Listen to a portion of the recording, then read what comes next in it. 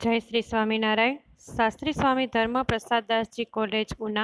Subject समाजशास्त्र SYBA semester 4 paper number 10 जे मुख्य paper है जेना यूनिट 3 विषे आज આપણે ચર્ચા કરીશું।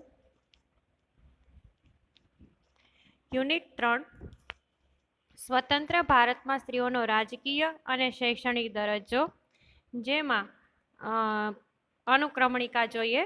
સ્ત્રીઓનો રાજકીય દરજ્જો જેના બે પેટા મુદ્દા પડે છે। પહેલું સ્ત્રીઓના રાજકીય દરજ્જાનો અર્થ અને બીજું સ્વતંત્ર ભારતમાં સ્ત્રીઓનો રાજકીય દરજ્જો, સ્ત્રીનું રાજકીય સહભાગીપણું, જેમાં રાજકીય પ્રક્રિયામાં સ્ત્રીઓનું ઓછું સહભાગીપણું। પછીનો મુદ્દો છે સ્ત્રીઓનો શૈક્ષણિક દરજ્જો, જેમાં પેટા 5 મુદ્દા પડે છે। પહેલું પ્રાચીન યુગમાં સ્ત્રીનો શૈક્ષણિક દરજ્જો, બીજું મધ્યયુગમાં સ્ત્રીનો શૈક્ષણિક દરજ્જો, ત્રીજું બ્રિટિશ યુગમાં સ્ત્રીનો શૈક્ષણિક દરજ્જો, ચોથું સ્વતંત્ર ભારતમાં સ્ત્રીનો શૈક્ષણિક દરજ્જો, જેના પેટા 3 મુદ્દા પડશે। સ્વતંત્ર ભારતમાં સ્ત્રી શિક્ષણની પ્રગતિ, ઉચ્ચ શિક્ષણમાં સ્ત્રીઓ, સ્ત્રી શિક્ષણની પ્રગતિમાં અસમતુલા અને પાંચમું સ્ત્રી શિક્ષણની સ્ત્રીના દરજ્જા ઉપર અસર। આટલો આપણો યુનિટ 3 નો અભ્યાસક્રમ છે, જેમાં આપણે પ્રસ્તાવના જોઈએ। સ્ત્રીઓનો રાજકીય દરજ્જો।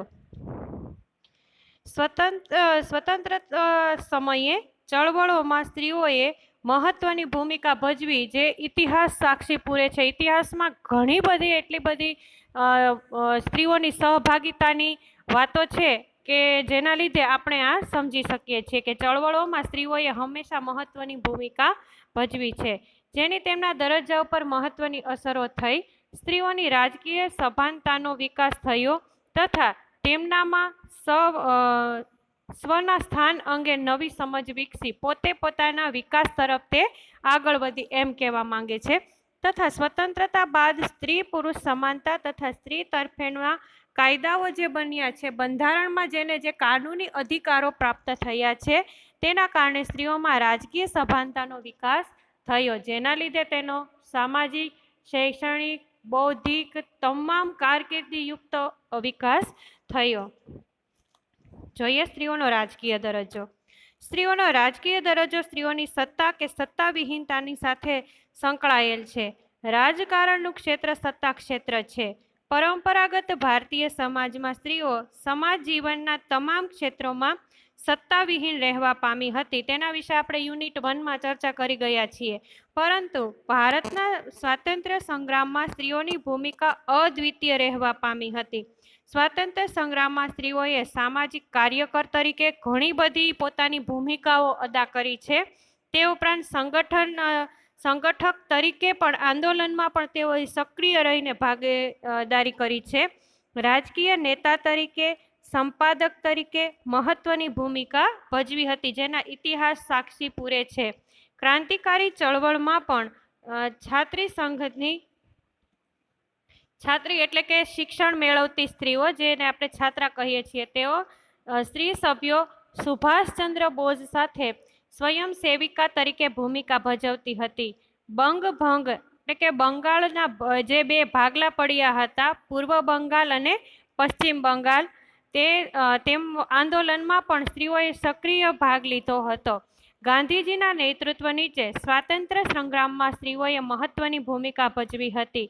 અસહકારની ચળવળમાં, સવિનય કાનૂન ભંગ ચળવળમાં, ભારત છોડો આંદોલનમાં સ્ત્રીઓએ મહત્વની ભૂમિકાઓ નિભાવી હતી। સ્વાતંત્ર્ય સંગ્રામમાં સ્ત્રીઓએ અગત્યની અને મહત્વની ભૂમિકાઓ નિભાવી હતી। સ્વાતંત્ર્ય સંગ્રામમાં સ્ત્રીઓએ અગત્યની અને અપેક્ષા બહારની અનેકવિધ ભૂમિકાઓ ભજવી હતી, જેનો ઇતિહાસ સાક્ષી પૂરે છે। સ્ત્રીઓ ક્રાંતિકારી પ્રવૃત્તિઓ કરતી, હિંસક અને અહિંસક બંને પ્રવૃત્તિઓમાં સ્ત્રીઓએ પુરુષોની જેમ અને કેટલાક કિસ્સાઓમાં પુરુષોથી ચઢિયાતી ભૂમિકાઓ ભજવીને પોતાની સ્ત્રી શક્તિનો અદ્વિતીય પરિચય આપણને કરાવ્યો હતો। વિભિન્ન ભૂમિકાઓ દ્વારા સ્ત્રીઓએ એ સાબિત કરી આપ્યું છે કે સ્ત્રીઓ રાજકીય ચળવળ અને રાજકીય વ્યૂહોમાં આત્મવિશ્વાસ સાથે હિંમતભરી અને સાહસિક ભૂમિકા ભજવી શકે છે। ભારતના સ્વાતંત્ર્ય સંગ્રામમાં સ્ત્રીઓએ ભજવેલી ભૂમિકાની તેમના દરજ્જા ઉપર મહત્વની અસરો પડી. સ્ત્રીઓ પડદામાંથી બહાર આવવા લાગી. સ્ત્રીઓમાં રાજકીય સભાનતા વિકસવા લાગી.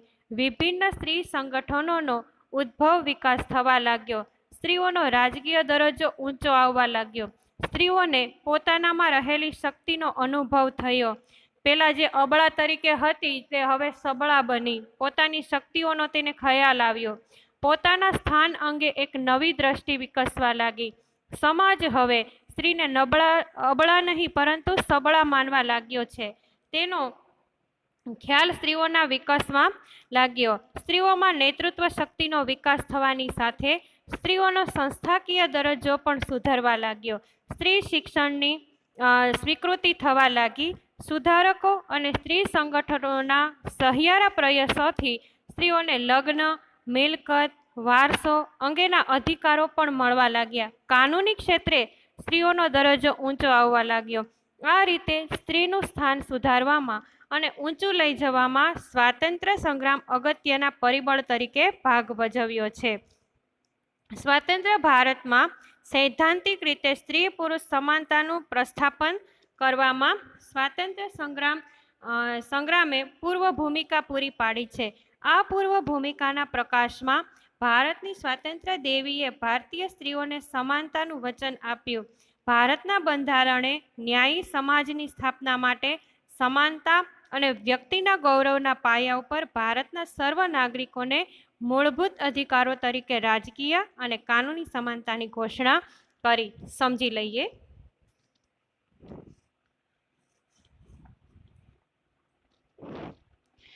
લોકશાહી સમાજ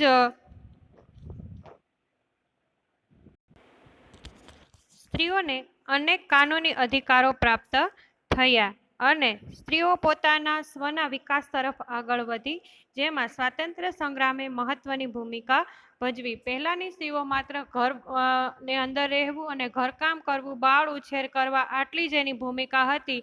તે સ્વાતંત્ર્ય સંગ્રામમાં જોડાણી હોવાથી અને ચળવળોમાં ભાગીદાર રહેવાથી પોતે પણ પોતાના સ્વનો વિકાસ કરી શકી અને દેશ માટે પણ પોતે કાર્ય કરી શકી.